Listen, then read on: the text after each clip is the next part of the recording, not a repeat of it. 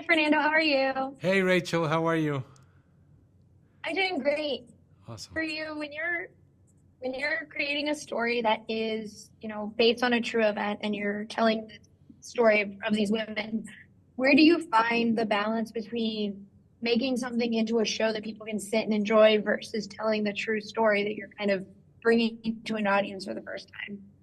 Yeah, that's a great question. I mean, I think that the balance that I wanted to do is I didn't want to, I didn't want to have to be limited by the truth and saying this is the true story and how it went down, but I wanted to be, I wanted the truth to inspire the story. So that's why we settled on the inspired by true events, because the true event is the formation of the first female police department in Mexico City in 1971, in a time when, you know, people really didn't trust the police, and the government had just recently undergone a wave of terror against student protesters, and in this very, troublesome time, they suddenly opened the doors for women to be a part of the police. It's, I mean, it even just saying it like sounds very suspicious.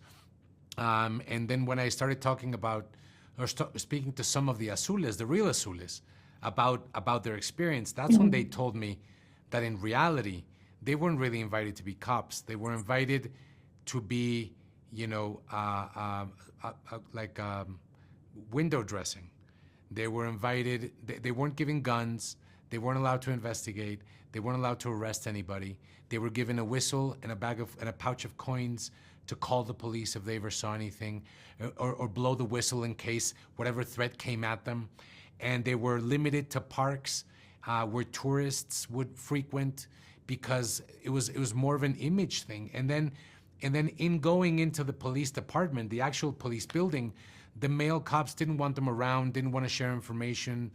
They thought, they saw them, as many of the men in that era saw women, which is like in a very fixed, very set role, that they couldn't be outside of it. So this infuriated me, and and I can't even imagine how much it would have infuriated them.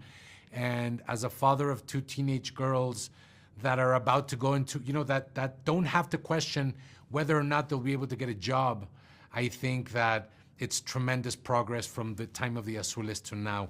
If we think about Mexico, that's about to have its first female president, I think this is a tremendous also progress from 1971 to now.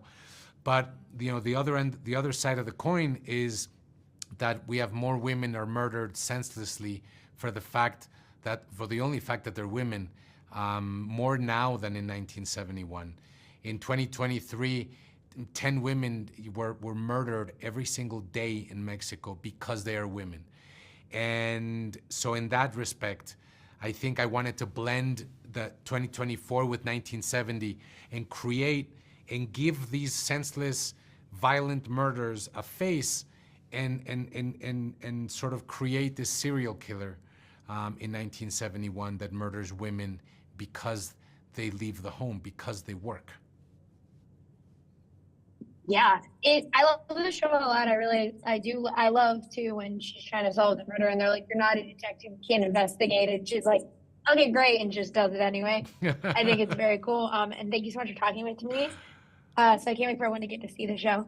I can't wait for you to see it as well. I No, think thank you. it's a beautiful show that it's made with a lot of love from Mexico to everybody all over the world who can identify with these incredible women. But thank you. Really appreciate your time today. Thanks.